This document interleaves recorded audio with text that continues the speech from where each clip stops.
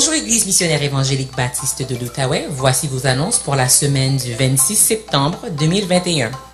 Cette semaine, nous avons temps de prière à 11 h mardi. Mercredi, il y a études bibliques et pour vous préparer, lisez Romains chapitre 11. Le mercredi, nous avons aussi l'étude biblique pour nos jeunes filles sur Zoom à 19 h. L'école du dimanche ouvrira ses portes en présentiel à partir du 17 octobre 2021. Ce sera pour les enfants de 3 ans à 12 ans.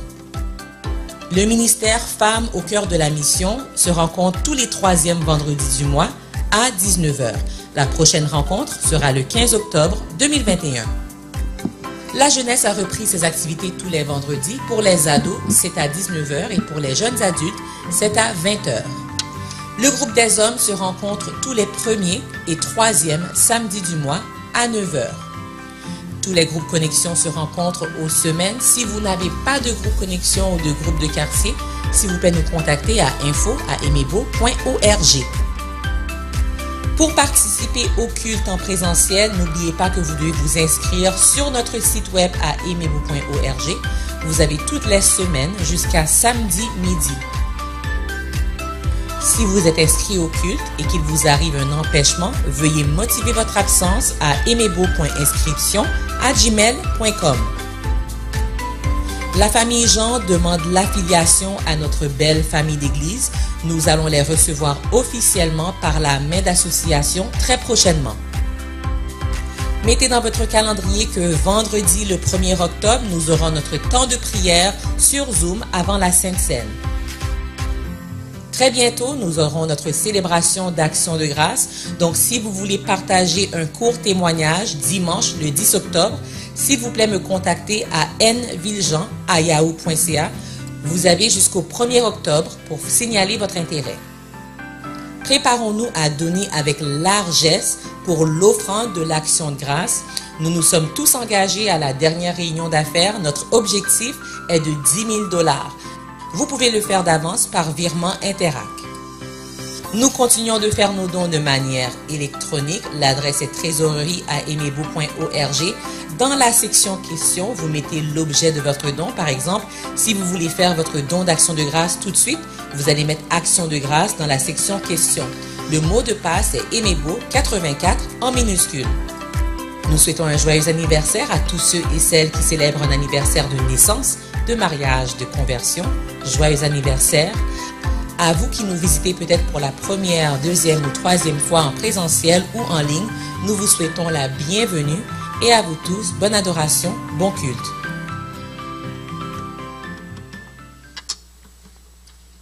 Oui, que la paix et la grâce de Dieu soient avec vous ce matin.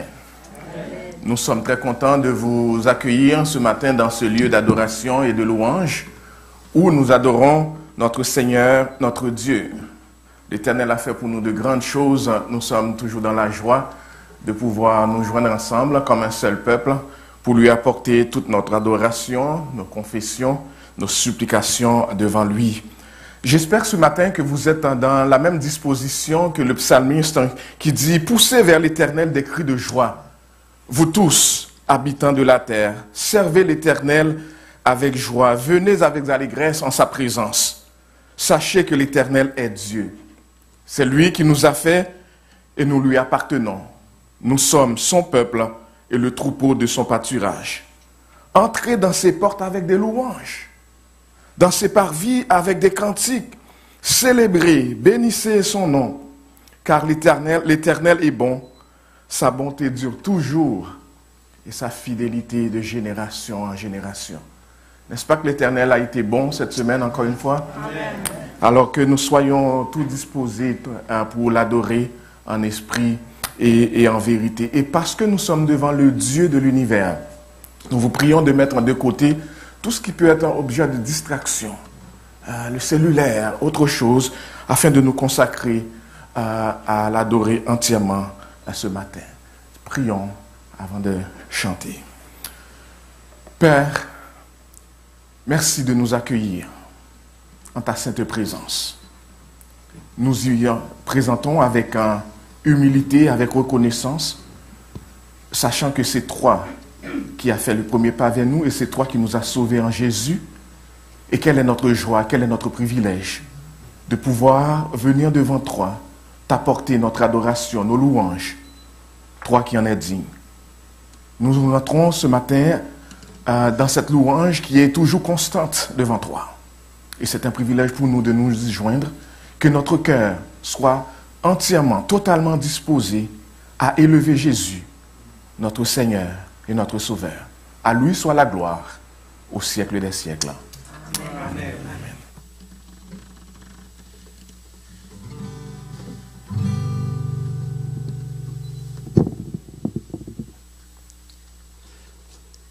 Je louerai son saint nom toute ma vie. Malgré les soucis, malgré la tristesse, malgré l'abandon, je louerai l'Éternel.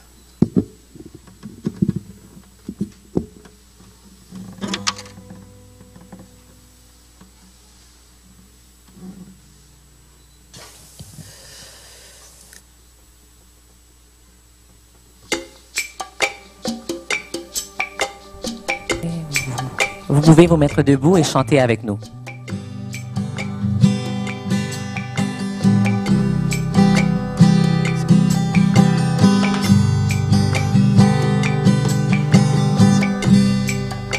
Je louerai ton saint nom. Je louerai ton saint nom, Seigneur Jésus, toute ma vie. Je louerai ton saint nom.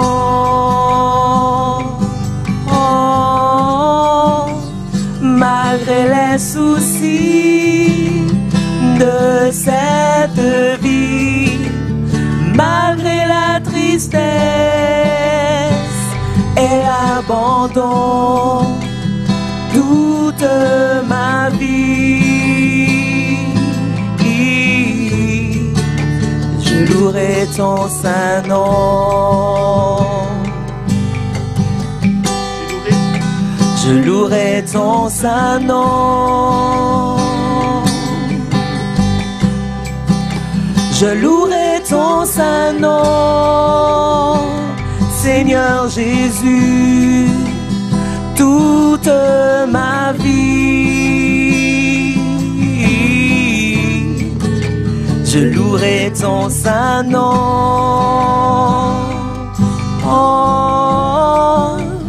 Malgré les soucis de cette vie, malgré la tristesse et l'abandon, toute ma vie, je louerai ton saint nom.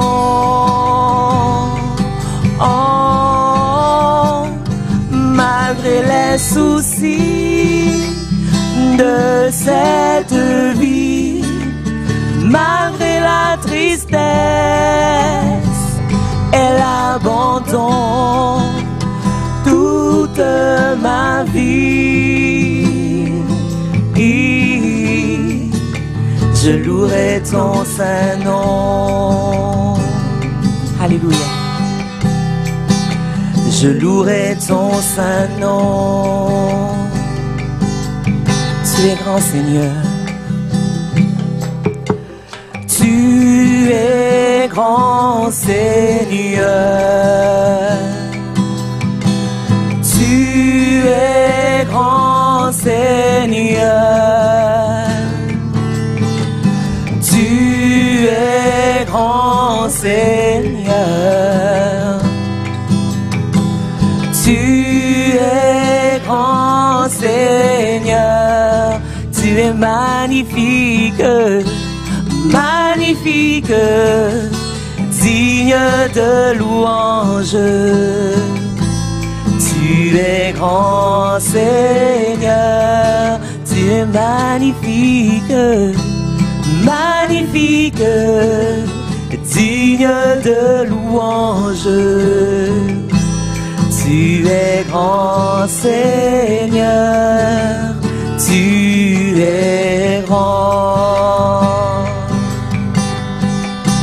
Tu es grand, Seigneur. Tu es grand, Seigneur. Tu es grand, Seigneur. Tu es grand, Seigneur. Chantons-le, tu es grand, Seigneur. Il est magnifique, magnifique, digne de louange. Tu es grand, Seigneur. Tu es magnifique, magnifique, digne de louange. Tu es grand, Seigneur. Oui, tu es magnifique, magnifique, digne de louange, Seigneur. Tu es grand, Seigneur. Il est magnifique, magnifique, digne de louange. Tu es grand, Seigneur. Oui, tu es grand. Oui, Seigneur. Oui, tu es grand. Tu es grand, Seigneur. Tu es grand.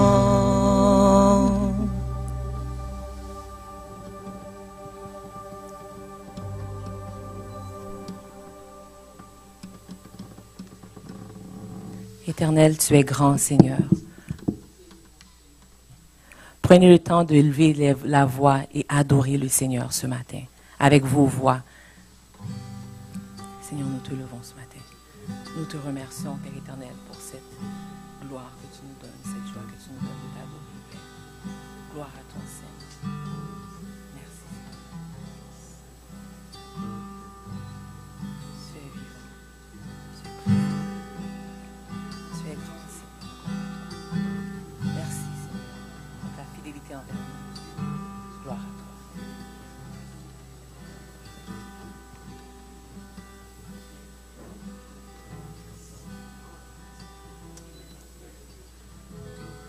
Amen. Nous allons lire ensemble le psaume 84 en adoration devant l'Éternel.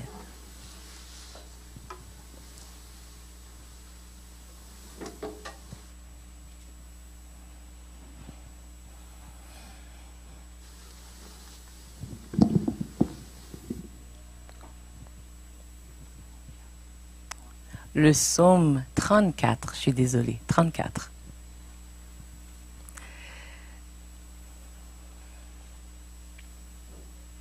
Que vous y êtes. Je bénirai l'Éternel en tout temps, sa louange sera toujours dans ma bouche. Que mon âme se glorifie en l'Éternel, que les malheureux écoutent et se réjouissent. Exaltez avec moi l'Éternel, célébrons tous son nom.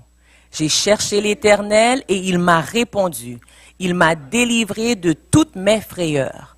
Quand on tourne vers lui les regards, on est rayonnant de joie et le visage ne se couvre pas de honte. Quand un malheureux crie, l'Éternel entend et il le sauve de toutes ses détresses. L'ange de l'Éternel campe autour de ceux qui le craignent et il les arrache au danger. Sentez et voyez comment l'Éternel est bon. Heureux l'homme qui cherche en lui son refuge. Craignez l'Éternel, vous ses saints, car rien ne manque à ceux qui le craignent. Les lionceaux éprouvent la disette et la faim, mais ceux qui cherchent l'Éternel ne sont privés d'aucun bien. Venez mes fils, écoutez-moi, je vous enseignerai la crainte de l'Éternel. Quel est l'homme qui aime la vie, qui désire la prolonger pour jouir du bonheur? Préserve ta langue du mal et tes lèvres des paroles trompeuses. Éloigne-toi du mal et fais le bien. Recherche et poursuis la paix. Les yeux de l'Éternel sont sur les justes, et ses oreilles sont attentives à leurs cris. L'Éternel tourne sa face contre les méchants, pour retrancher de la terre leurs souvenirs. Quand les justes crient, l'Éternel entend et il les délivre de toute leur détresse. L'Éternel est près de ceux qui ont le cœur brisé et il sauve ceux qui ont l'esprit dans l'abattement. Le malheur atteint souvent le juste, mais l'Éternel l'en délivre toujours. Il garde tous ses os, aucun d'eux n'est brisé. Le malheur tue le méchant et les ennemis du juste sont châtiés. L'Éternel délivre l'âme de ses serviteurs et tous ceux qui l'ont pour refuge échappent au châtiment. Amen. Amen. À toi la gloire, ô ressuscité. À toi la victoire pour l'éternité. Est-ce que vous croyez ça? Amen. Amen.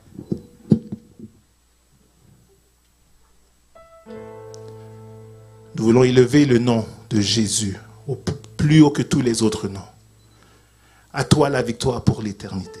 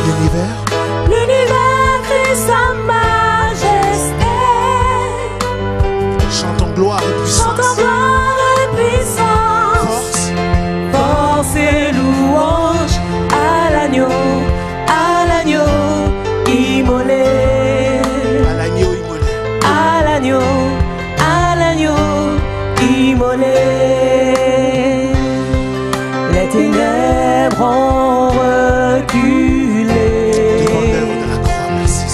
devant l'œuvre de la croix, devant l'agneau immolé et le sang versé pour moi. Tous les anges louent sa sainteté, l'univers et sa majesté. Chantons gloire et puissance, force et louange à l'agneau immolé, à l'agneau immolé, de la vie qu'il a donnée, Et la vie qui brûle en moi. à la vie qui brûle en moi. Ton amour est à jamais ma reconnaissance pour moi. Tous les anges louent sa sainteté, l'univers et sa majesté. Chantons gloire et puissance, force et louange à l'agneau immolé, à l'agneau immolé. Sauf qu'il est vivant. Vivant, vivant, puissant, puissant, vivant, Dieu vivant, puissant, tout puissant.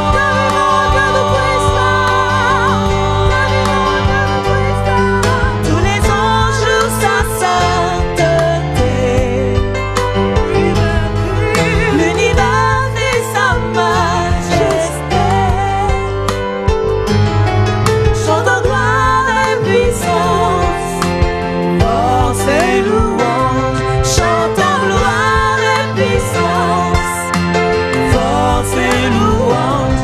Chantons gloire et puissance, force et louange à l'agneau immolé, à l'agneau immolé, à l'agneau immolé.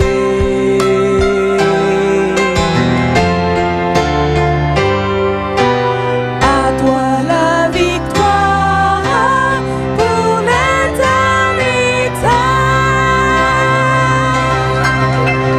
Alléluia. Alléluia. Merci Seigneur. À toi la gloire Seigneur. À toi l'adoration Seigneur. À toi la louange Seigneur. À toi la gloire Seigneur. Sois béni éternel, sois glorifié éternel, sois psalmodié éternel, sois acclamé Seigneur. Merci Seigneur, merci Seigneur, merci Seigneur. À toi la gloire. Alléluia. Seigneur, merci. À toi la gloire, à toi la louange. Merci Seigneur Dieu, merci parce que tu es ressuscité. Merci parce que c'est toi, Père éternel, qui est venu nous chercher là où nous étions. Merci parce que notre vie peut te glorifier ce matin. Merci Seigneur Dieu parce que tu nous as sauvés, ceux qui ont décidé de mettre leur vie, leur confiance en toi. Nous voulons t'exprimer ce matin tout notre amour, Papa. Ce matin, Père éternel, que nos cœurs, notre âme, nos pensées soient tournés vers toi pour te remercier pour le grand Dieu que tu es. Ne serait-ce que le souffle de vie éternel, ne serait-ce que le fait qu'on peut se mettre debout ce matin pour t'adorer, te louer avec tout notre être, Père éternel, en famille. Il y a des places où ils n'ont pas le droit de se rassembler. Il y a des places où ils n'ont pas de toit où se rassembler, éternel. On te remercie ce matin. On va continuer de te louer et t'exprimer notre amour. Merci et même trop petit. Accepte les chants de nos lèvres ce matin. comme un témoignage, comme une adoration, Papa, et qu'elle soit de bonne odeur devant toi. Alléluia.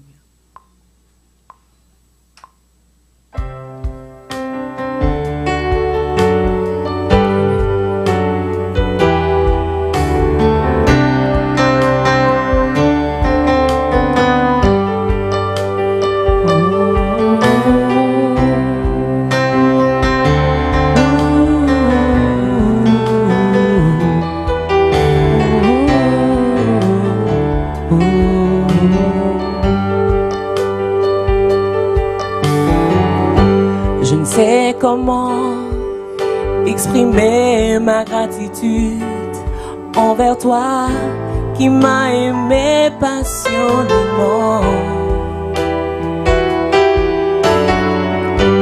Même au milieu de la multitude, tu m'as touché et je sais que tu es vivant. Rien ne pourra me séparer de toi, car je connais la réalité de la foi. Pardonne-moi mon incrédulité, je viens vers toi car je désire la liberté. Oh, oh, oh. Permets-moi de t'exprimer tout mon amour. Accorde-moi de t'aimer, mon Dieu et mon roi. Oh, oh, oh. Permets-moi de t'exprimer tout mon amour. Accorde-moi de t'aimer comme il se doit. Il y a des jours où je me sens si loin, la confusion de la prédilection. Soudain j'entends l'écho de ta voix, l'appel divin qui me ramène à la maison.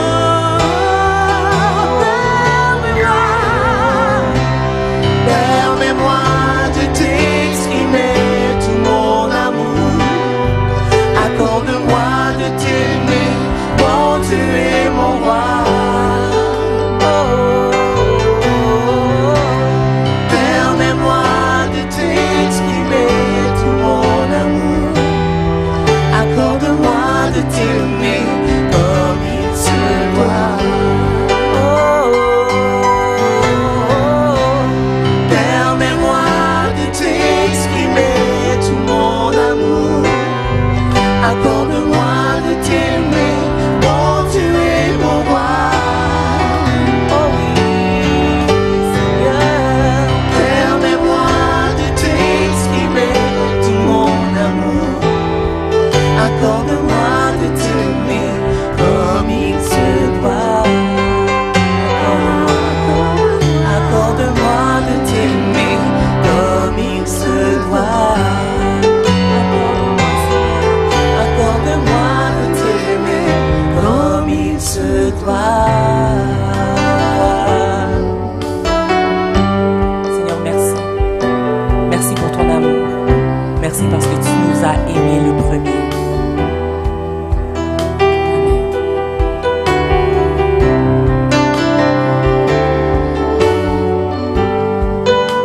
Si c'est vraiment le chant de votre cœur, chantez avec nous ce matin. Seulement l'assemblée, on essaie. Permets-moi. Permets-moi de t'exprimer tout mon amour. Accorde-moi de t'aimer, mon Dieu et mon roi. Permets-moi de t'exprimer tout mon amour. Accorde-moi de t'aimer comme il se doit. Dis-le encore, dis-le encore. Permets-moi. Permets-moi de t'exprimer tout mon amour. Accorde-moi de t'aimer.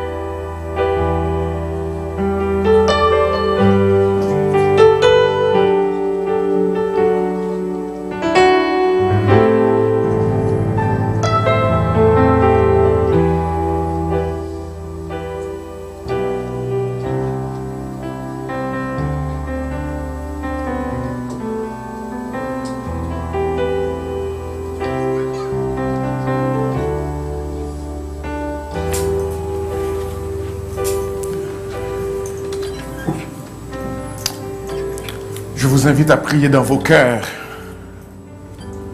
pendant que je vais devant le Saint Trône apporter les requêtes de l'Église.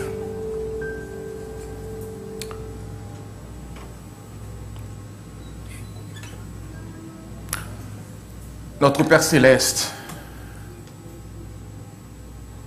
nous l'avons dit et nous ne cesserons de le répéter, c'est notre plus grand privilège, notre joie de pouvoir adorer Jésus. Parce que nous savons que c'est une grâce de le faire. C'est toi qui nous as aimés le premier et qui nous a sauvés en lui et nous a donné la vie en abondance. Ce matin, nous venons en adoration devant toi parce que tu es un Dieu bon. Tu as été, encore une fois cette semaine, généreux, bon envers nous. Un Dieu infiniment grand, un Dieu compatissant, riche en bonté et en miséricorde. Tu as été gracieux envers nous. Tu as été fidèle. Tu t'es révélé encore un Dieu fidèle, même lorsque nous étions infidèles. Tu as été fidèle envers nous. Tu as été encore lent à la colère et riche en bonté et en miséricorde.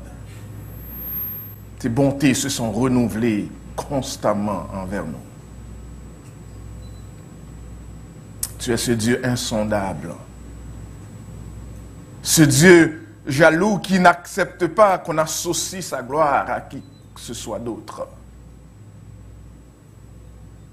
Tu es ce Dieu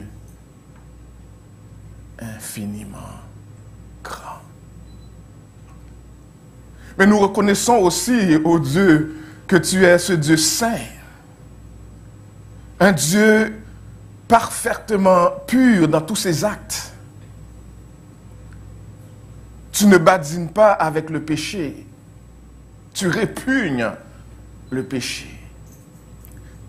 Et nous reconnaissons que nous approchons devant ta majesté bénie et nous venons confesser nos péchés devant toi.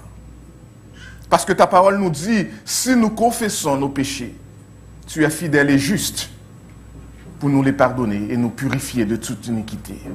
Purifie-nous de toute iniquité. Purifie-nous les lèvres, les pensées impures. Ce matin, nous venons devant toi te demander pardon. Pardon d'avoir offensé ton autorité, ta souveraineté. Pardon d'avoir fait les choses à notre façon plutôt que d'attendre à toi. Pardon d'avoir osé entreprendre quoi que ce soit avant que tu n'aies donné ton avis. Pardon d'avoir été indifférent envers les gens que tu mets autour de nous. Quand nous aurions dû montrer de l'amour, nous avons montré de la méchanceté. Nous n'avons pas été des vrais ambassadeurs de Jésus-Christ. Nous avons eu peur quand nous aurions dû montrer du courage. Nous n'avons pas été capables de partager l'évangile avec des gens que tu as mis autour de nous. Nous avons été injustes. Nous avons fait ce qui est mal à tes yeux. Et nous pouvons dire avec ton serviteur en sorte que tu seras juste dans ta sentence, sans reproche dans ton jugement. Si tu voulais nous punir, tu aurais eu raison de le faire. Mais au lieu de cela, tu nous donnes accès à ton saint trône en adoration. Que tu es grand, ô Dieu. Nous confessons nos péchés, nos propres péchés, les péchés des leaders de cette Église, mais les péchés de chaque membre de cette Église, de chaque famille, chaque homme, chaque jeune, chaque enfant, chaque personne âgée. Et nous prions que tu daignes nous restaurer, que tu ouvres nos yeux pour que nous voyions spirituellement ta grandeur, que nous montrions du respect pour ton saint nom, et que obéir à ta parole devienne ce que nous cherchons, et que nous soyons des vrais servantes et serviteurs de Jésus-Christ.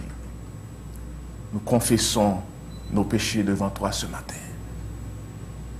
Nous avons aussi, Seigneur, des raisons de te donner des actions de grâce en ce matin. Te donner des actions de grâce parce que nous avons eu de quoi manger au cours de la semaine. Nous n'avons pas été de ceux qu'on repousse à la frontière. Nous n'avons pas été de ceux qu'on met dans un avion pour retourner dans un pays qui ne veut pas nous accueillir. Nous avons vu nos enfants aller à l'école et retourner sans avoir à craindre. Nous avons été au travail. Nous avons un chèque qui rentre. Nous avons pu dormir. Nous avons un toit où dormir. Nous n'avons pas eu à pleurer nos enfants qui n'ont pas de quoi manger.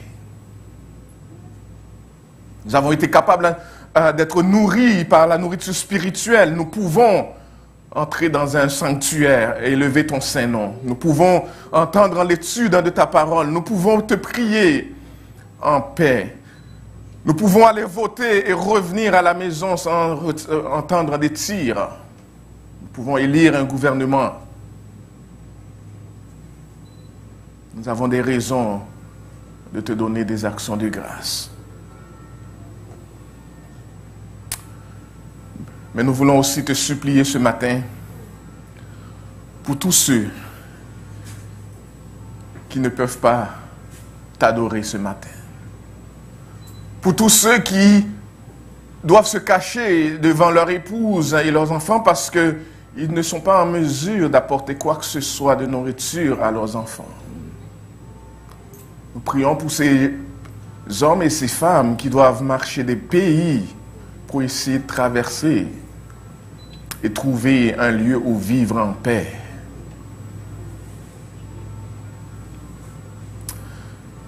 Nous prions pour ces frères et sœurs qui ont été scandalisés de voir en plein culte un bandit entrer, tuer un diacre, kidnapper son épouse en plein lieu de culte. Aie pitié, ô Jésus. Aie pitié. Aie pitié. Ce matin, nous venons devant toi avec ces pays qui ont tant besoin que tu les visites. Autant Haïti, autant Afghanistan, autant le Nigeria, autant Cameroun, tous ces autres pays, un peu partout, Seigneur, où ce n'est pas seulement le virus qui fait rage, mais la violence fait rage. Le méchant, la méchanceté perdure. Et si tu n'interviens pas, Seigneur, le monde est livré à lui-même et au désastre. Aie pitié, ô Jésus. Aie pitié. Nous levons devant toi nos malades qui souffrent dans leur corps et qui ont besoin que tu les visites pour les toucher. Toi, le Dieu, le médecin par excellence, le Dieu qui guérit toute maladie, visite nos sœurs, nos frères. Nous nous remettons devant toi ce matin, notre sœur Léina. Nous prions pour sœur Mirland. Nous prions pour sœur Esther. Nous prions, Seigneur, pour sœur Séraphine.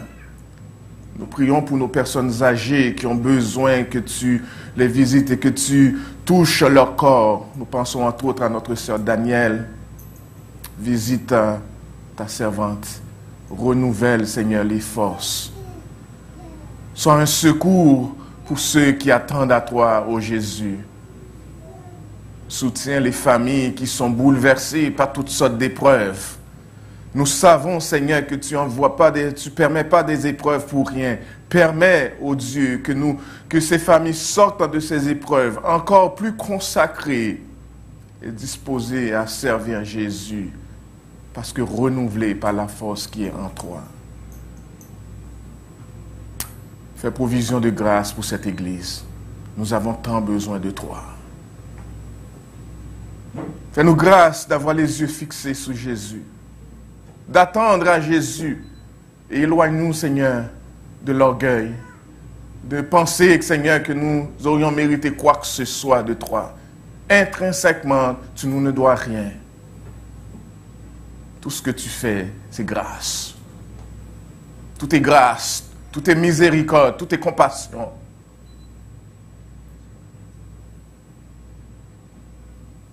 que nos yeux soient sur toi, pour que peu importe les circonstances devant lesquelles nous nous trouvons, nous puissions rester fermes et avancer. Nos enfants sont entre tes mains. Tu les vois exposés à toutes les influences de ce monde.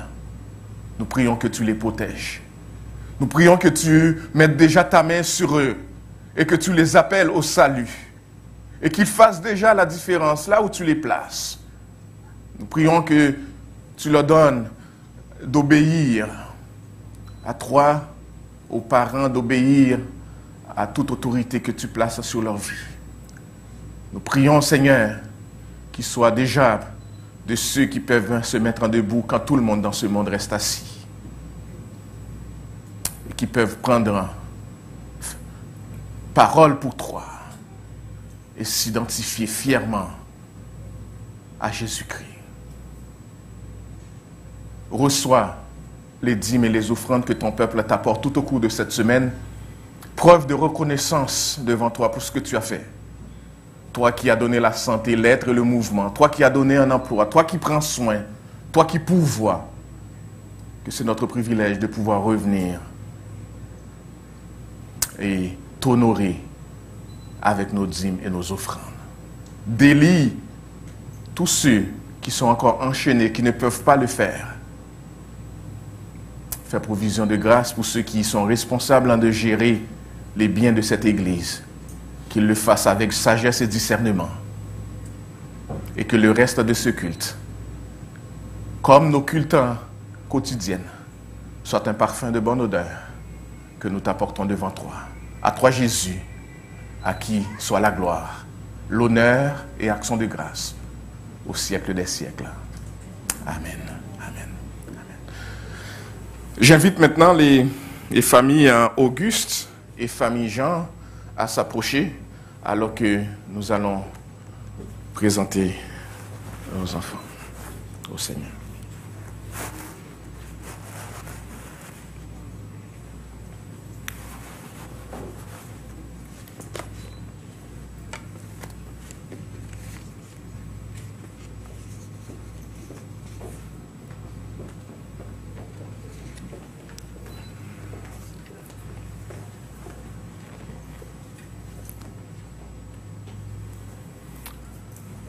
Vous allez bien?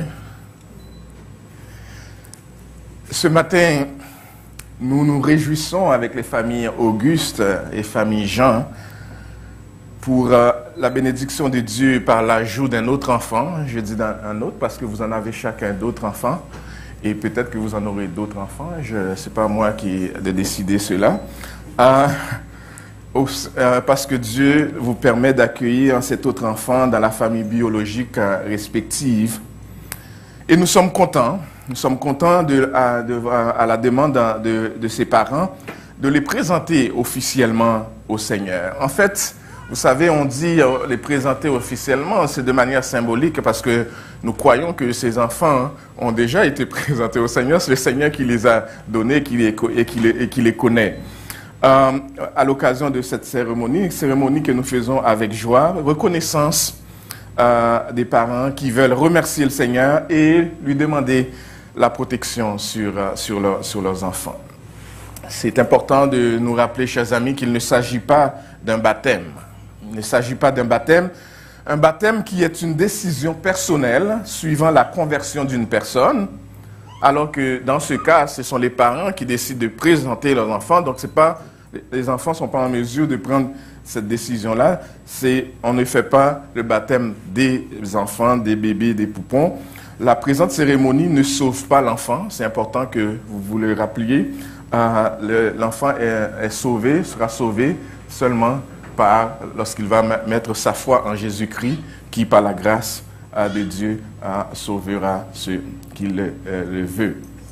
Alors, la présente cérémonie ne sauve pas l'enfant. Il n'est pas un acte magique, qui donnerait à l'enfant des privilèges spirituels. L'enfant ne va pas avoir un certain pouvoir qu'on ne lui reconnaît pas avant. il ne requiert pas nécessairement de parrain ou de marraine, comme dans le baptême, comme dans la tradition catholique, lorsqu'on présente les enfants. Et cela n'enlève pas non plus, ni ne remplace les responsabilités spirituelles qui conviennent aux parents. La première responsabilité d'éduquer et d'élever ses enfants appartiennent à vous, même si nous, comme leaders d'église, nous sommes là pour vous accompagner dans cette démarche. Nous voyons dans les évangiles des occasions où Jésus prit les enfants dans ses bras, leur imposa la main et les bénit. Ça, c'est dans Marc chapitre 10, versets 13 et 16. Nous ne pouvons pas utiliser cet exemple pour justifier l'institution d'une cérémonie chrétienne de la présentation. Les autres écrits du Nouveau Testament ne font aucune allusion à de telles pratiques.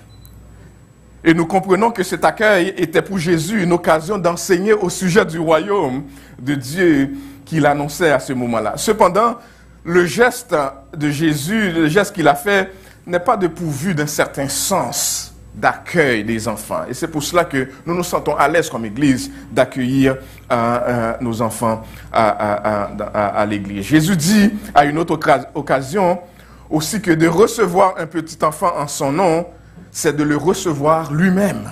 Matthieu chapitre 18, verset 5.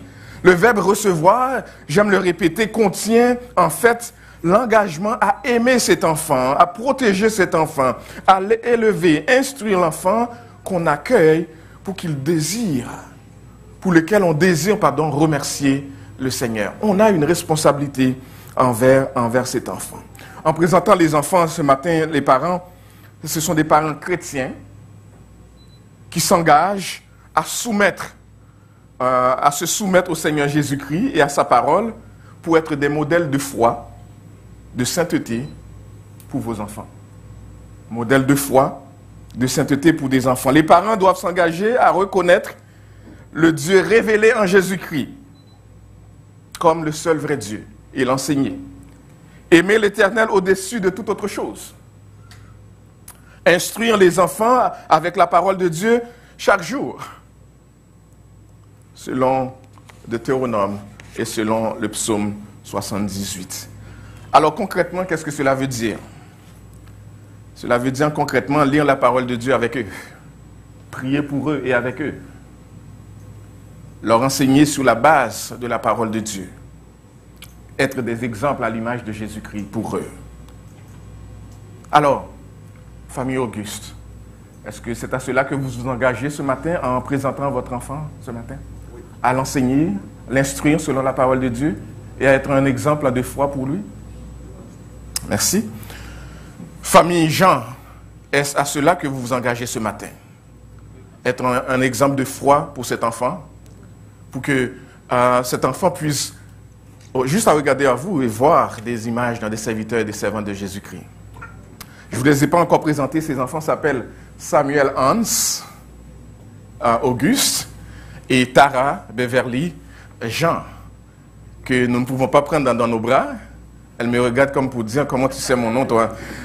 Nous ne pouvons pas les prendre dans nos bras, mais nous pouvons prier pour que le Seigneur les bénisse. C'est ce que je vais faire tantôt. Mais est-ce que l'Église, les membres de l'Église Aimez-Beau, est-ce que vous vous engagez aussi à prier pour cet enfant, pour qu'il grandisse dans la crainte du Seigneur et que les parents aient de quoi les instruire dans la parole? Est-ce que vous vous engagez à cela aussi, Église Aimez-Beau? Amen. Eh bien, en cela, je vais vous demander de vous lever, de vous joindre à moi dans la prière pour ces enfants et la famille. Notre Père Céleste, Dieu Trinitaire, Père, Fils et Saint-Esprit, nous te remercions ce matin avec Anne Fébé et Marc Olsen et Lourdi et Jean Ronès et leurs familles respectives pour ces enfants dont tu leur confies la garde. Nous te remercions pour la protection que tu avais donnée pendant les périodes de grossesse de chacune de nos sœurs et pendant les accouchements. Et merci de leur avoir donné des enfants qui jusqu'à maintenant sont en bonne santé. Je remets entre tes mains ces enfants. Je te remets, ô Dieu, Samuel Hans, comme je te remets Tara Beverly. Nous prions, Seigneur, que leur présent, leur avenir soient entre tes mains et que tu les bénisses à tous égards. Je prie qu'ils grandissent en toi, en stature, en grâce et en sagesse. Je prie que tu les protèges de tous les virus et les maladies, mais particulièrement que tu les protèges du virus du péché. Que tu les gardes sous ta divine protection et que très tôt de leur vie, qu'ils deviennent des servantes et serviteurs de Jésus-Christ, des personnes que tu auras loin pour te servir. Je prie au Seigneur qu'il honore ton nom.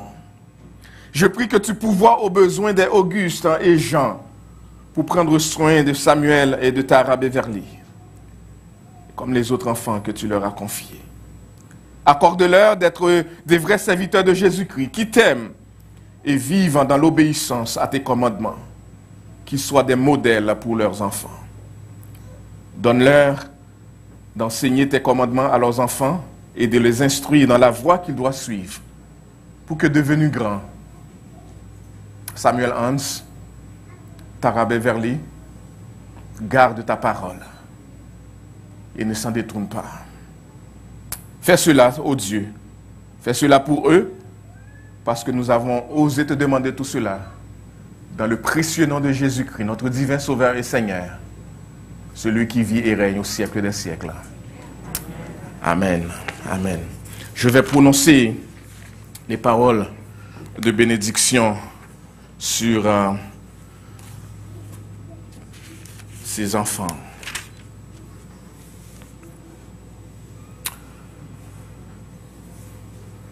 Tara Beverly, que l'Éternel te bénisse et te garde. Que l'Éternel fasse luire sa face sur toi et qu'il te donne sa paix.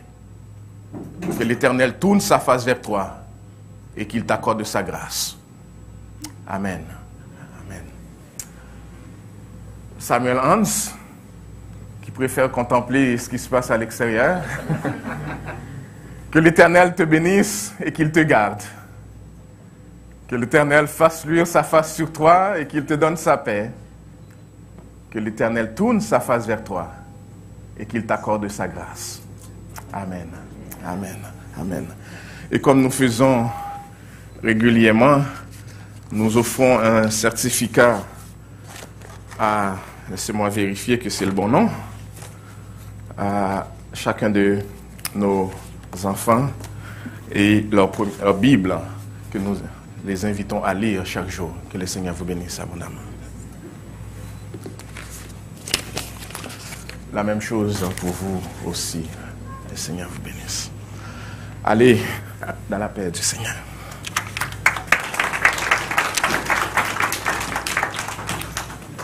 Juste préciser avant de laisser la place pour à notre frère qui va venir nous enseigner la parole ce matin. La famille Jean, c'est une famille chrétienne que nous aurons le privilège d'accueillir très bientôt comme membres de l'Église. Leur demande de s'affilier à nous a été faite il y a 2 ans à cause de la pandémie. Ça a retardé un peu, mais vous avez vu les annonces. Nous sommes très contents de les accueillir et c'est pour cela que nous étions capables de présenter leurs enfants déjà à l'Église. Et nous vous encourageons à continuer à prier, frères, sœurs, pour l'Église. Nous avons beaucoup de sujets de prière, nous avons beaucoup de défis devant nous. Des familles de cette Église sont affectées à plusieurs niveaux. Nous avons besoin de rester dans la prière. Et au cours du mois d'octobre, nous aurons cette semaine fervente de prière. Et nous sommes contents de savoir que toutes les familles de l'Église y participent pour élever Jésus-Christ. Soyons disposés à écouter le message de la parole de Dieu.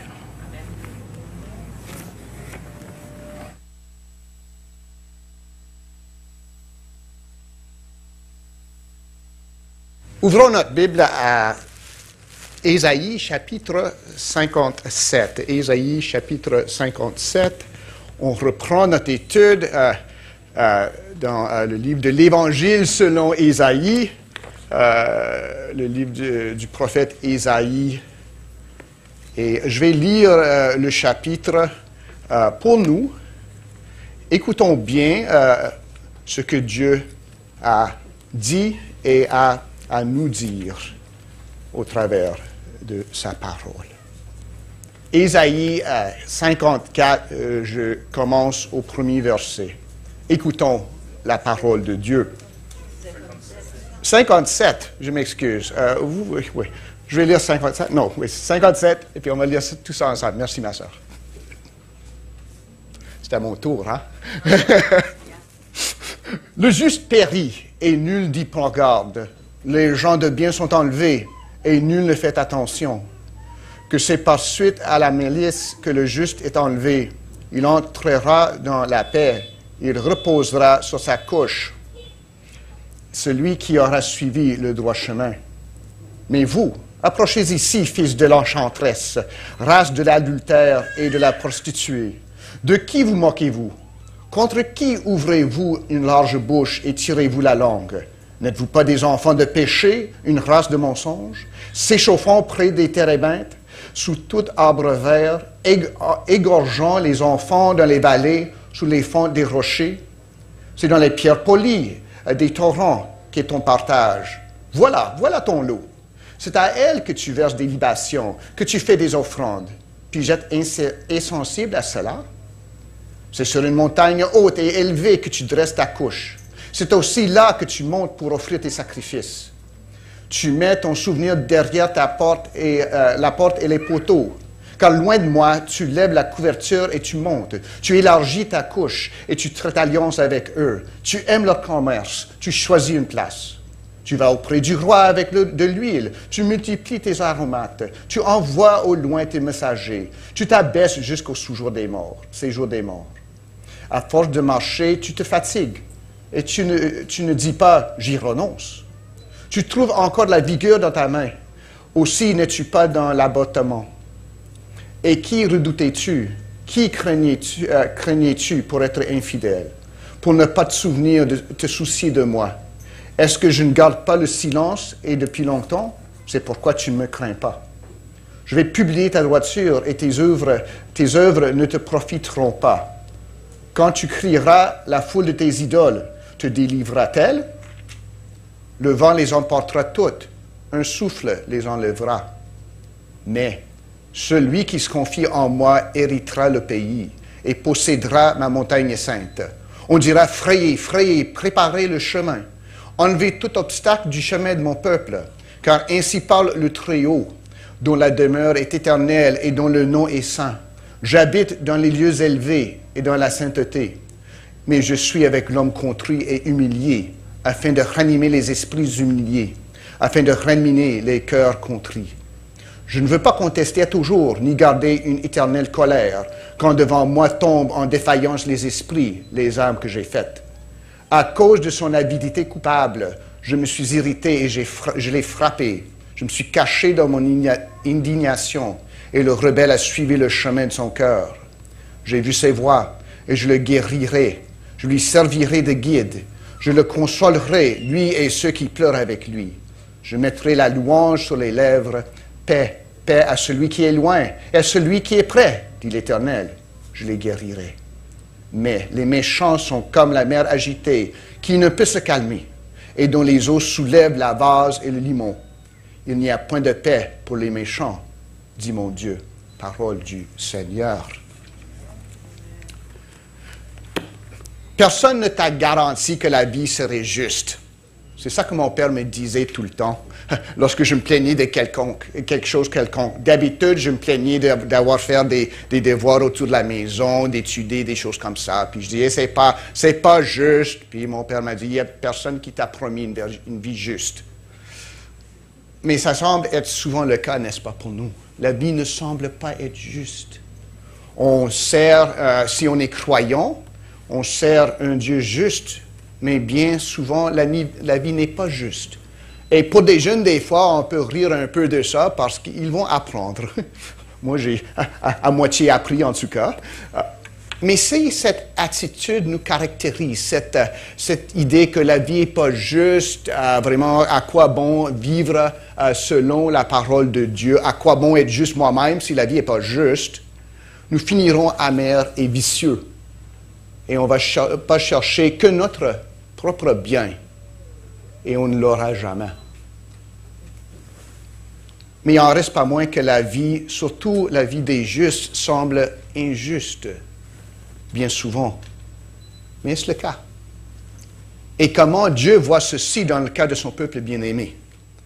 C'est à ça que s'adresse à Ésaïe, ou Dieu par Ésaïe. Encore une fois, on se trouve encore une fois dans cette dernière section d'Ésaïe, dans une section pas floue, mais qui n'est pas ancrée dans une certaine ère historique. On voit, il pourrait parler du temps des rois comme Achaz ou Ézéchias. Il pourrait parler du temps après le retour de l'exil.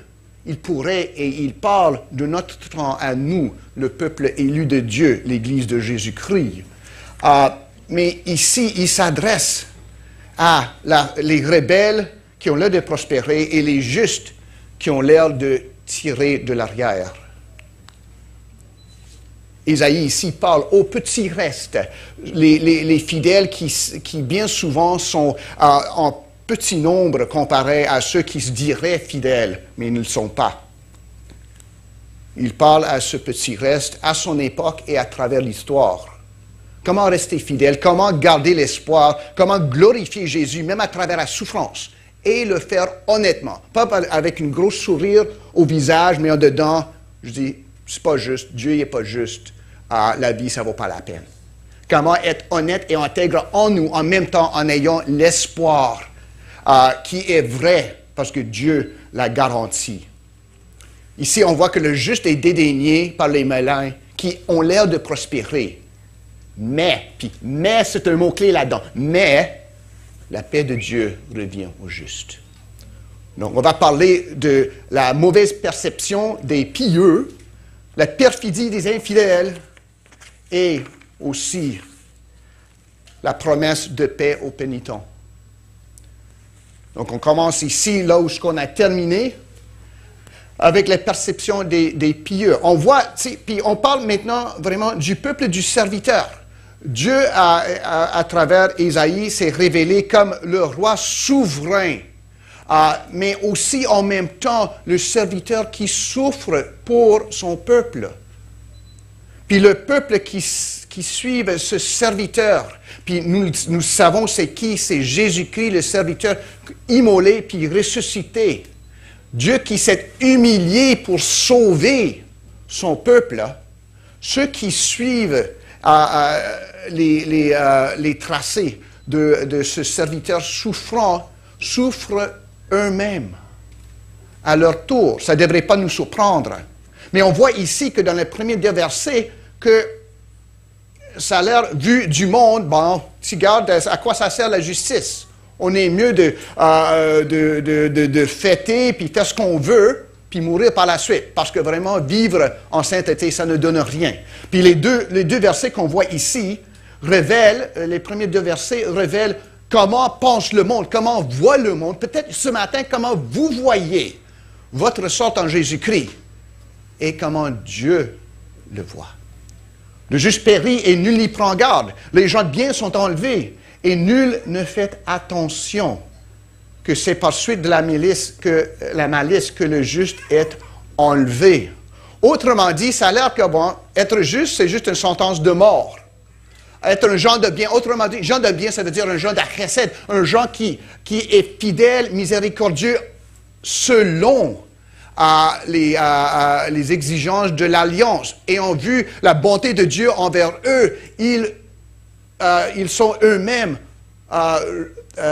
gentils et miséricordieux envers d'autres. Autrement dit, ce que nous enseigne la Bible, mais en même temps, ils périssent. Puis nous voyons ça. Nous voyons ça au Canada, en Haïti, du monde qui vivent selon la parole de Dieu, puis ils sont assassinés, sont enlevés, ils souffrent, puis on dit, ben là, suivre Dieu, là, c'est... Quelqu'un a dit, si Dieu traitait mieux ses amis, il y en aurait encore plus davantage d'amis. Mais c'est pas vrai ça, mais du monde voit ça. Ici, là, verset 1, le monde dit, ben le juste périt. Bon, personne s'en fait. C'est correct, là, un juste, ben, qu'il aille son Dieu, là, il s'est fait prendre. Les gens de bien sont enlevés. Et nul ne fait attention. Mais Dieu nous dit ici, c'est faux, faux, faux. C'est un mensonge. Tout ce que dit le monde, même s'ils sont nombreux, ça ne veut pas dire que c'est vrai, là. Ça veut dire bien des fois, c'est juste plus de monde qui ont tort. Parce qu'il dit ici, il, le juste, celui qui suit le Seigneur, il entrera dans la paix. La paix, c'est un mot-clé ici, comme paix, mais ça rime. Paix. Il reposera sur sa couche celui qui aura suivi le droit chemin. Autrement dit, Dieu a le dernier mot là-dessus. Puis celui qui est juste, même s'il périt dans cette vie, même s'il se voit enlever ses biens, il va entrer dans la paix. Il va se reposer en paix avec moi, dit l'Éternel. Lui qui aura suivi le droit chemin. Comment est-ce que je vois la vie? On débute ici. Bien souvent, on dit, je vais à l'église, mais c'est juste des beaux chants, des belles paroles. La vraie vie, là, ça se passe à la porte de l'église. Là où ceux qui sont durs, ceux qui sont astucieux, c'est eux autres qui prospèrent. Puis les autres, là, ils se font dérober. Mais ici, Dieu dit, non, c'est le contraire. Il ne faut pas juste marcher par la foi et non par la vue. Il faut comprendre la vie par la foi et non par la vue. Et la foi, c'est pas juste, oh, j'espère que tout va bien. C'est que la foi, c'est que je vois ce que Dieu a promis, je vois ce que Dieu a fait, et je vois que Dieu va faire, puis je le vois comme étant déjà vrai. C'est ça la foi, c'est pas un espoir. C'est une vision qui voit ce que Dieu a réalisé. Puis la réalité là-dedans, c'est Dieu et ses promesses et sa fidélité. Même pas ma foi. Mais ici, on voit que celui qui est juste va entrer dans la paix. Autrement dit, Dieu n'a pas oublié les justes qui souffrent. Même s'ils ont dans la paix, peut-être pour nous de bonheur, pas aussi vieux qu'ils auraient dû être, c'est pour les préserver du mal à venir. Dieu les aime tellement, il les ramasse à lui-même pour les garder, pour les épargner de souffrance davantage. Reposez-vous, serviteurs fidèles. Vous avez suivi mon fils. Venez, reposez-vous pour une saison. Puis c'est ça que Dieu dit aux justes, peu importe ce que dit le monde. Donc, on voit la mauvaise perception des pieux. Mais, prochaine diapo. Chaque fois que je dis « mais », on peut changer de diapo. Parce qu'on voit ici, il y a le « mais » dans le texte. Hein. C'est pour ça qu'il faut ouvrir la Bible au bon chapitre. Puis on voit « oh, garde la forme ». Mais ça nous aide à suivre la pensée. Pas besoin de diapo.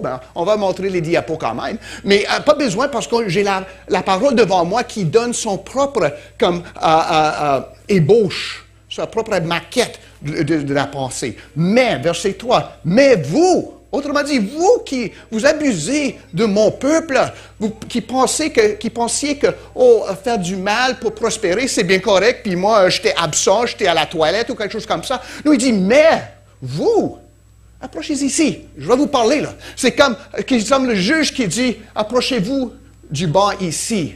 Je vais prononcer le sentence ici. Vous allez comparaître devant moi. Puis Dieu appelle aux méchants maintenant. Puis les méchants ici, ce n'est pas ceux de l'extérieur. C'est ceux d'en dedans qui se diraient peuple de Dieu, mais qui vraiment, ils marchent selon un autre Dieu. Un autre Dieu malin. Mais vous, approchez ici, fils de l'enchanteresse. Là. Si vous dites, là, la Bible, c'est plate, blabla, écoutez le langage. Des fois, c'est coupant. Fils de l'enchanteresse, aussi ceux qui pratiquent la magie.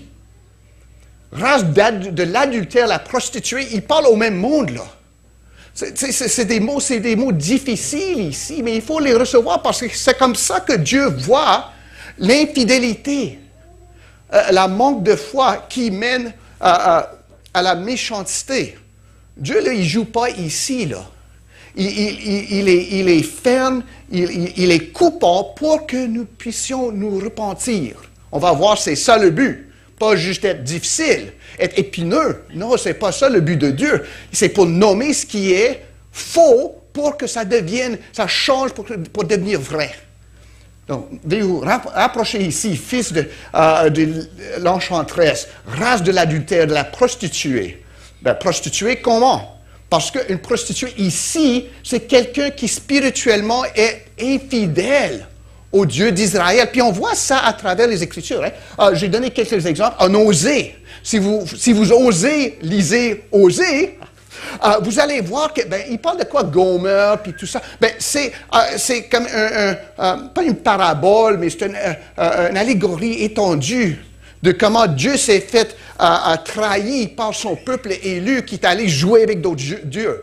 Donc, il envoie Osée pour épouser une femme qui était prostituée pour montrer au monde ce que Dieu voyait dans son peuple qui vraiment l'avait abandonné.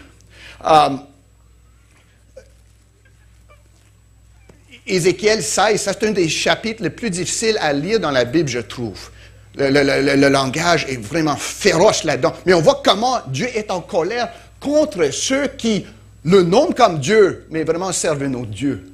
Ceux qui ont deux faces, hein? Un visage du dimanche devant le culte, là, puis l'autre visage qui est le vrai visage durant la semaine. Hein?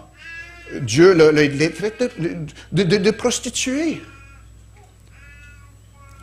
Il voit l'infidélité comme l'adultère. Jésus s'est livré pour son épouse, l'Église, pas pour qu'on soit dans la joie, là, nous, mais aussi pour nous purifier, puis enlever toute ride ou tache de nous, pour nous présenter à lui-même comme une épouse perfectionnée, glorifiée.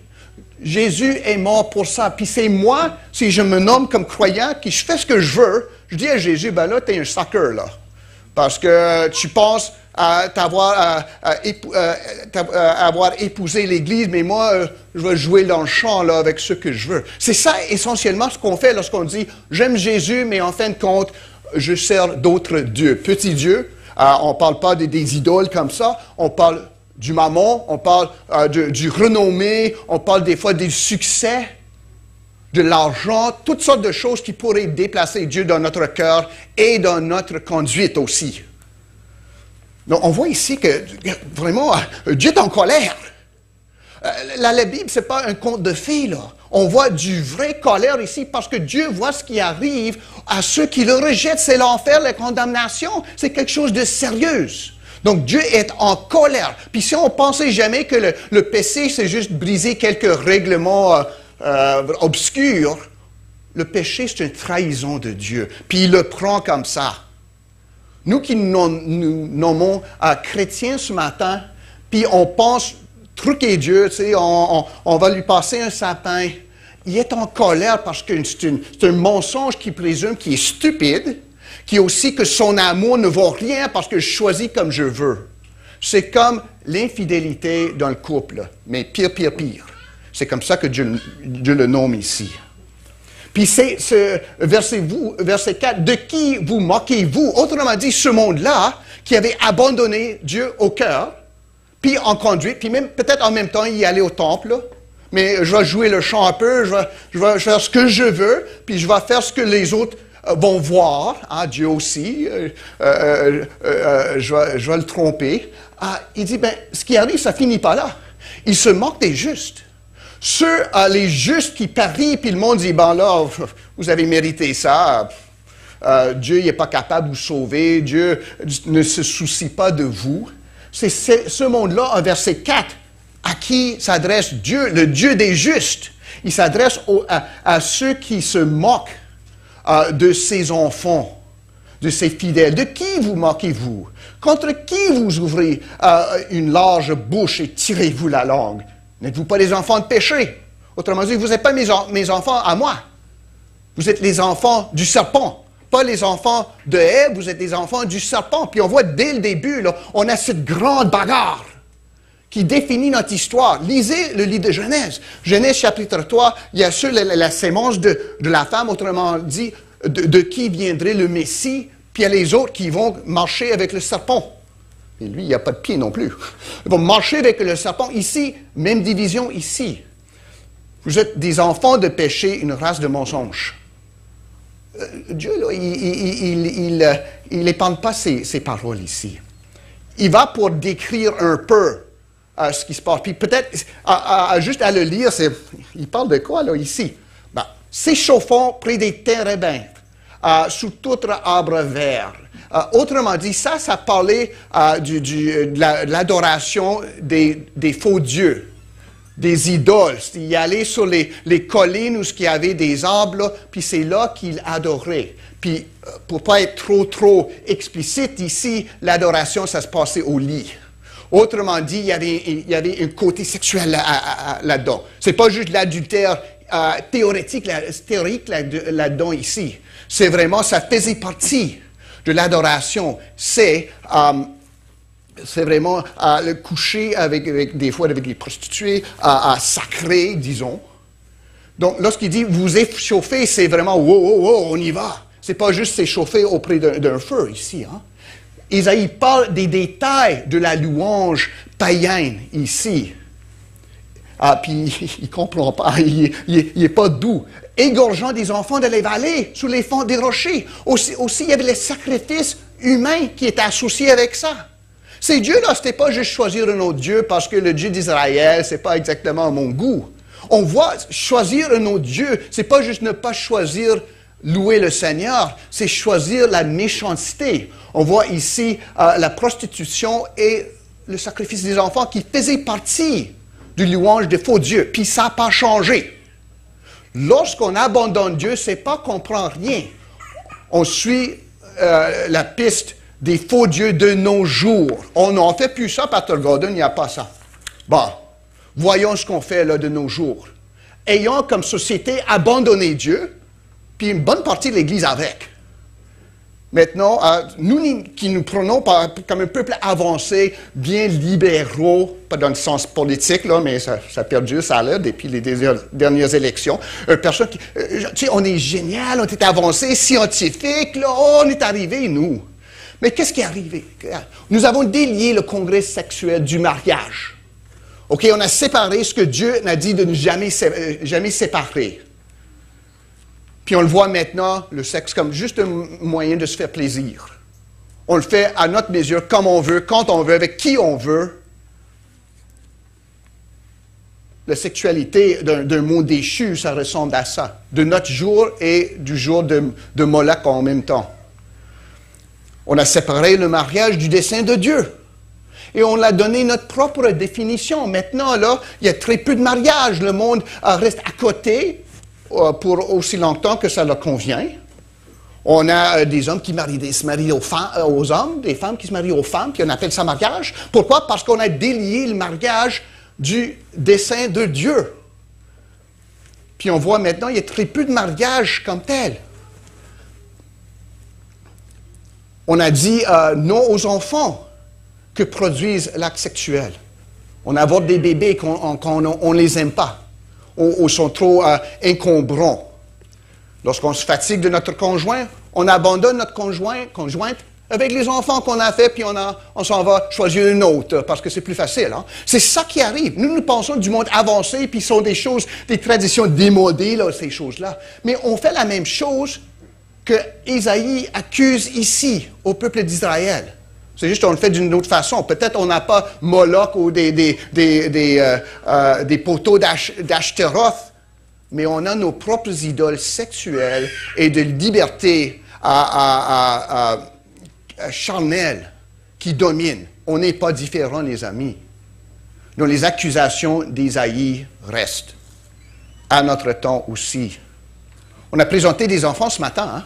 Nous nous engageons avec les parents, de situer leur grandissement au sein d'une vie devant Dieu. Coram Deo, devant Dieu, par la crainte et dans l'amour de Dieu. Mais c'est ça qu'il faut. Lorsqu'on dit, ben, c'est pas si pire que ça, ils vont juste devenir de bons citoyens. Il y a soit l'un, soit l'autre. Soit on marche avec Dieu ou on marche avec le diable. Peut-être qu'il y en a qui sont moins pires, mais ça finit au même. Puis on redéfinit tout. Puis lorsqu'on commence à redéfinir les choses selon notre bon gré, ça tombe en morceaux. Dans le temps d'Isaïe, dans notre temps aujourd'hui à Gatineau. Donc Isaïe continue ici, là. Il parle des pierres polies. Ça faisait partie, les dieux étaient comme des pierres polies, mais des pierres polies aussi, ça veut dire des pierres glissantes. Autrement dit, à la place de poser les pieds sur le roc solide, je me pose les pieds sur les pierres glissantes. Moi, j'ai une confession pour vous à faire. Je commençais à faire des planches à roulettes. Riez pas, c'est pas drôle. Surtout, c'est pas drôle lorsqu'on tombe sur sa derrière puis on n'a pas 20 ans. Hein? Mais là, c'est comme ça qu'on fait lorsqu'on abandonne Dieu. Je ne sais pas si vous avez fait la planche à roulettes ici. Pasteur Arsène, non, je faisais... OK.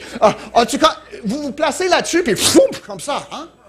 Bon, on rit de ça parce que c'est un peu drôle, surtout lorsqu'on a 59 ans, puis on tombe là, comme ça, puis tous les enfants, es-tu correct là, monsieur? Mais, tu sais, dans la vraie vie avec Dieu, c'est ça qu'on arrive lorsqu'on quitte Dieu. On n'est plus sur du solide ici, du ciment, on est sur une planche à roulettes, puis on ne sait pas où on va s'en aller. Puis bien souvent, on ne va pas loin, sans tomber et se faire mal. C'est ça qu'Isaïe dit ici. Voilà ton lot. C'est ça. Votre partage comme peuple élu de Dieu était le Dieu d'Israël. Était toutes les promesses, mais vous avez échangé ça contre quoi? Aller coucher avec une prostituée sacrée parmi les arbres, sacrifier aux enfants, puis avoir des dieux qui ne parlaient pas en pierre. C'est ça qu'il a dit. On n'a jamais dit que être pécheur était être intelligent, là. Satan n'a pas besoin de changer de ses façons de faire parce que les vieilles façons marchent toujours, hein? Parce qu'on est toujours prêt à se faire prendre. Puis il continue. C'est sur une montagne haute et élevée que tu dresses ta couche. Ça parle aussi de la façon de louer. C'est pas pour rien qu'ils les appellent race de prostituées, là. En tout cas, c'est aussi là que tu montes pour offrir tes sacrifices. Ce qui est important ici, puis c'est intéressant, tu mets ton souvenir derrière la porte et des poteaux. C'est un peu difficile à interpréter, mais le souvenir, c'est quoi le souvenir que devait poser sur les poteaux des linteaux le peuple juif? Puis les Juifs, toujours, ils continuent à le faire, petite partie de la parole de Dieu, du Torah, pour rappeler au monde qui suivait la loi de Dieu. C'était la façon de croire et de se comporter. Mais ici, il dit, tu mets ton souvenir derrière la porte, pas en avant, et derrière les poteaux. Pourquoi est-ce qu'on fait ça? Si on dit que la Bible, c'est daté, mais ça c'est aussi pertinent. Hier qu'aujourd'hui, lorsqu'on commence à quitter les voies du Seigneur, on a honte. Puis c'est ça en fin de compte. C'est honteux de quitter le Seigneur. Puis vous le savez lorsque vous le faisiez. Vous le faites, je m'excuse. Vous le faisiez parce que vous ne le faites plus. C'est honteux. Donc, on cache toutes ces choses-là. On cache la Bible d'enfant qu'on a reçue. On cache le certificat de présentation au temple. On ne retourne pas les appels de notre monitrice d'école du dimanche qui veut savoir, ça fait des semaines on ne t'a pas vu, puis j'entends des choses, on se cache.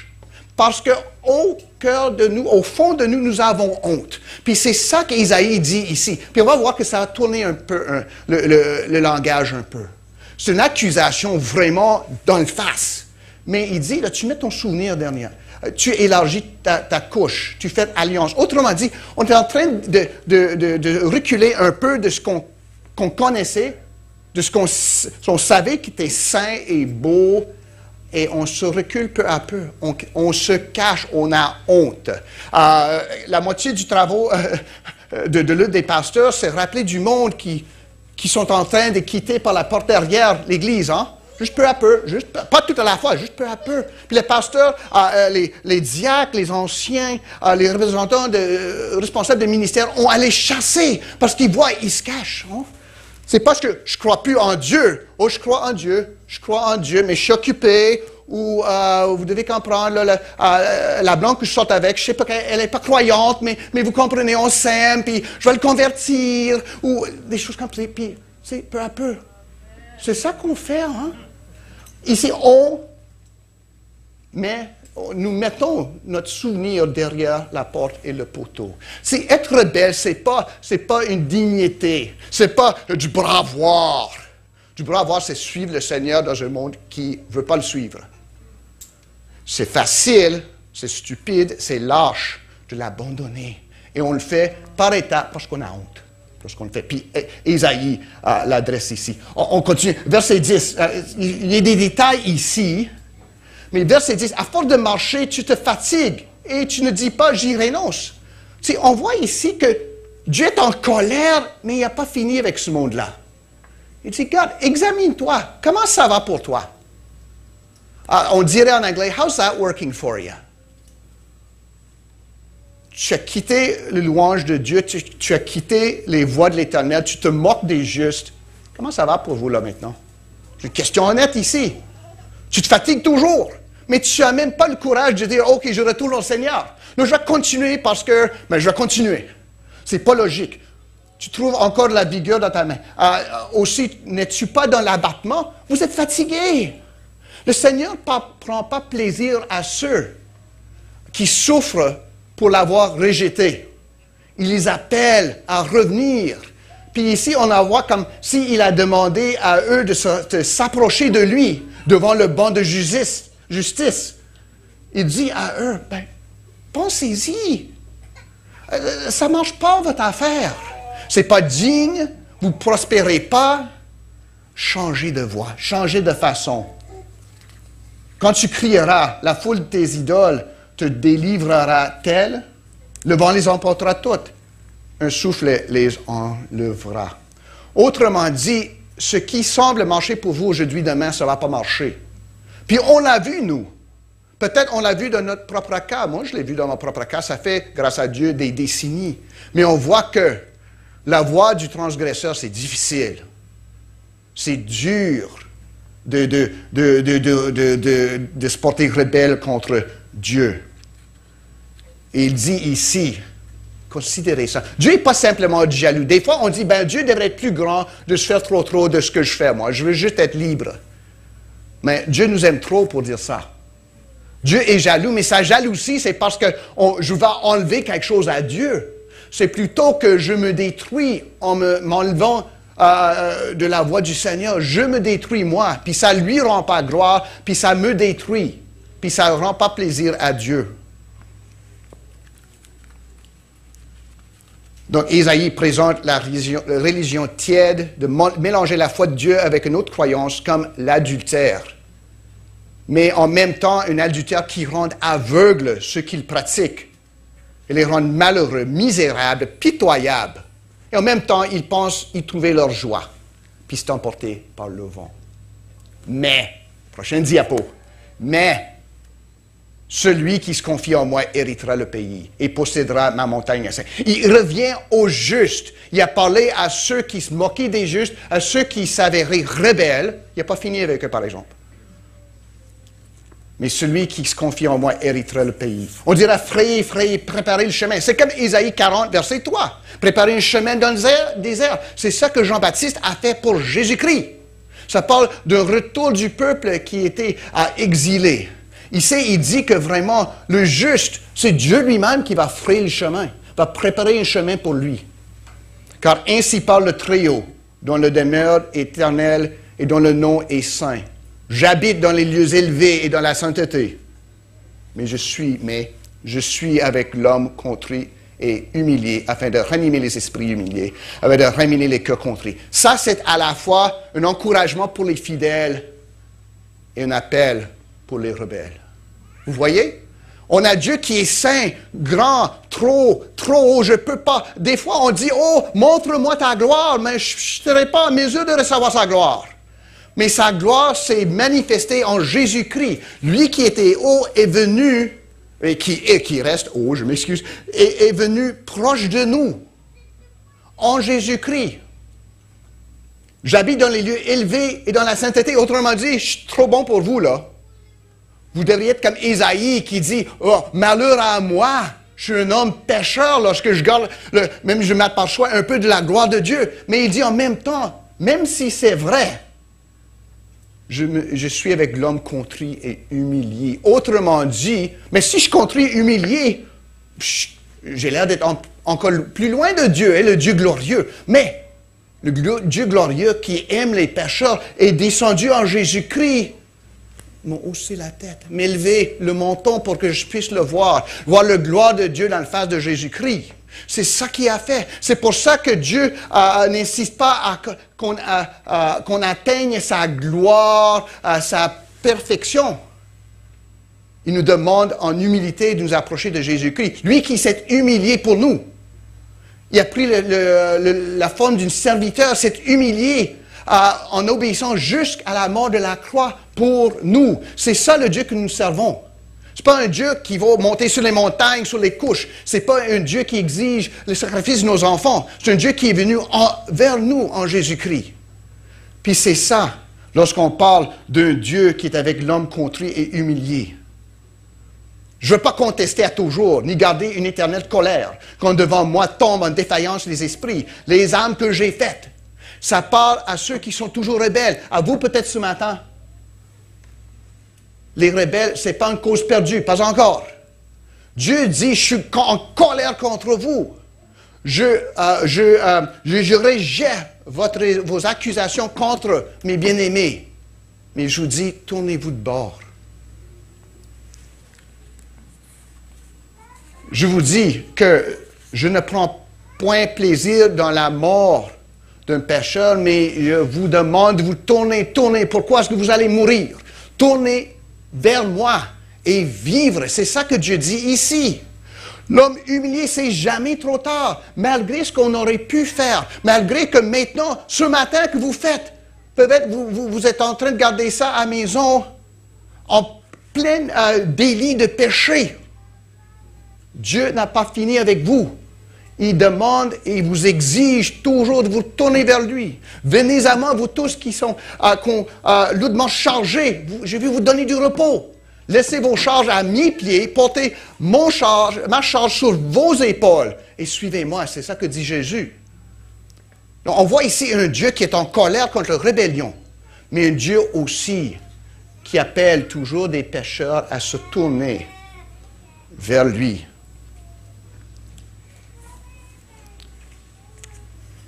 J'ai vu ses voies, je le guérirai, verset 18. Je lui servirai de guide. Et je le consolerai, lui et ceux qui pleurent avec lui. Je mettrai la louange sur les lèvres. Paix, paix à celui qui est loin et à celui qui est près, dit l'Éternel. Je les guérirai. Ça vous dit quoi, ça? Paix à celui qui est loin, à celui qui est près. Où est-ce qu'on a entendu ça ailleurs? Nouveau Testament, bonhomme qui s'appelle Paul.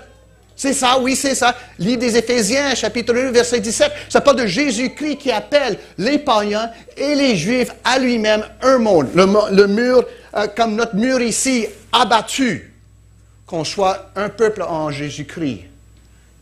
Il vous appelle toujours. Vous qui êtes loin, de venir vous approcher de lui. Pas pour être jugé, mais pour voir Jésus juger à votre place, pour que vous soyez déclarés non coupables et juste devant Dieu. C'est ça le genre de Dieu que nous servons.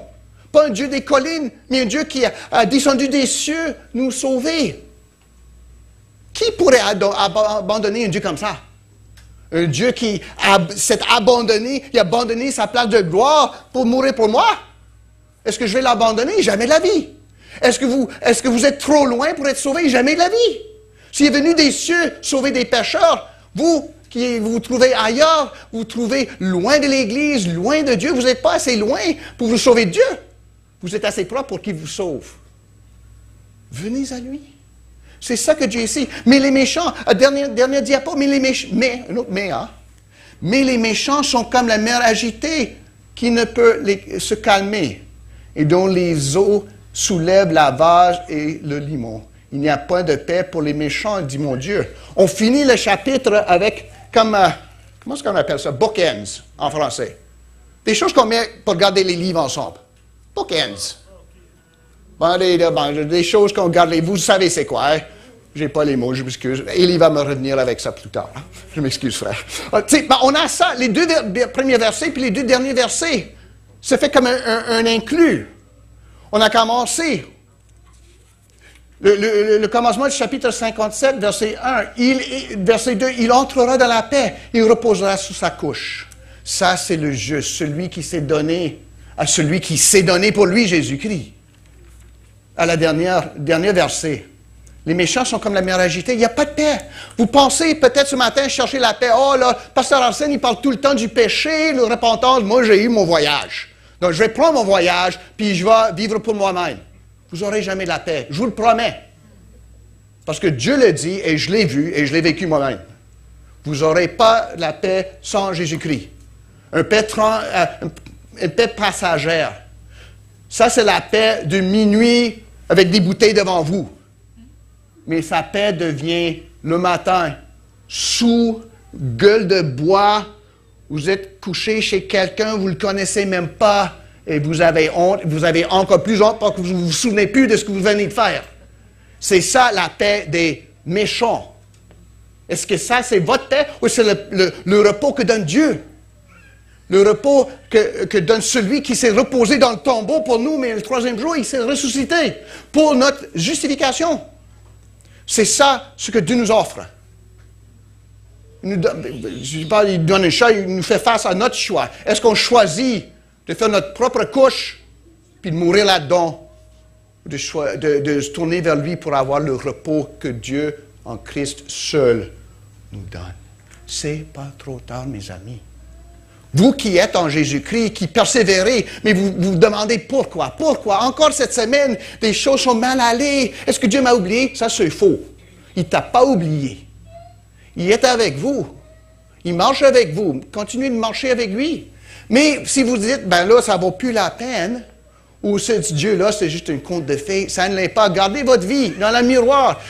Trouvez un ami qui va vous dire comment ça va pour vous, puis être honnête avec vous, puis vous allez voir que sans Dieu, vous êtes en train de creuser votre propre tombeau. Faites-le pas. Venez à Jésus-Christ.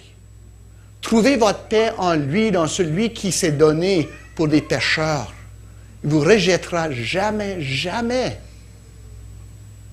Je vous invite, par la parole de Dieu, de venir à Jésus-Christ. Trouvez votre paix en Jésus-Christ. Et si ça ne vous fait pas de sens du tout, parlez à quelqu'un qui suit Jésus-Christ. Téléphonez-nous à Aimez-Beau, là, 777-0440, c'est facile. Et on a choisi un bon numéro de téléphone pour que les pasteurs n'oublient pas, parce qu'on a des courtes mémoires. Là. Venez ici, je ne comprends pas ça, ce que vous dites du tout. Explique-moi ça. Puis on veut le faire. Mais restez pas dans la méchanceté, restez pas dans un état de vous cacher de Dieu par honte. Mais venez à lui et dites, Dieu, sauve-moi, explique-moi, montre-moi ton fils, je veux venir à toi, je veux ton paix, je veux ta paix. Et il te le donnerait. Qu'à lui seul soit la gloire. Amen.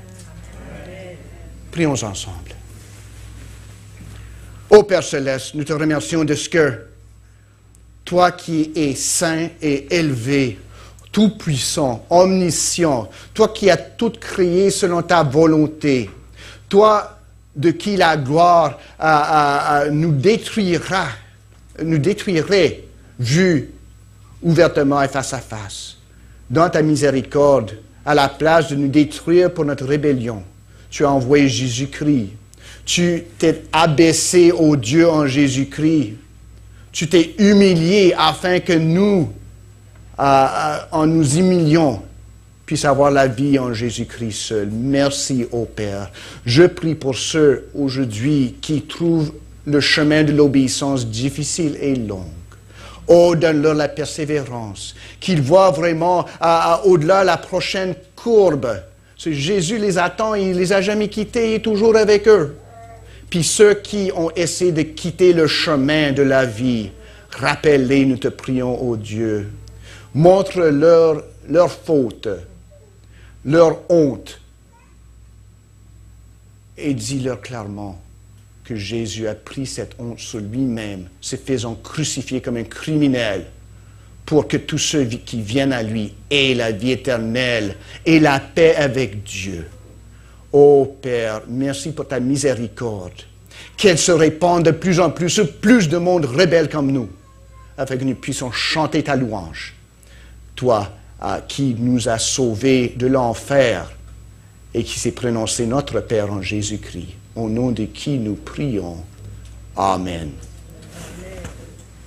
Mettons-nous debout pour la bénédiction. Un rappel, en quittant, on suit toujours les consignes. La COVID n'est pas encore finie. Lorsqu'on garde les distances, en quittant, on peut se parler dehors, là, mais on met pas même si on a les petits-enfants bien cute, là, il faut faire attention pour garder les consignes. Puis on garde les masques dessus jusqu'à ce qu'on ait quitté le sanctuaire. Que la paix de Dieu qui se trouve en Jésus-Christ seul, qui se passe toute intelligence, mais qui ne nous a pas dépassés par l'amour de Dieu, nous garde corps et âme en Jésus-Christ, obéissant à lui, plein de joie à cause du salut que Jésus-Christ nous donne et que nous soyons fidèles à partager cette joie pour que d'autres viennent adorer notre Jésus, à qui soit le règne, la puissance et les gloires au siècle des siècles. Amen. Allons dans la paix du Seigneur.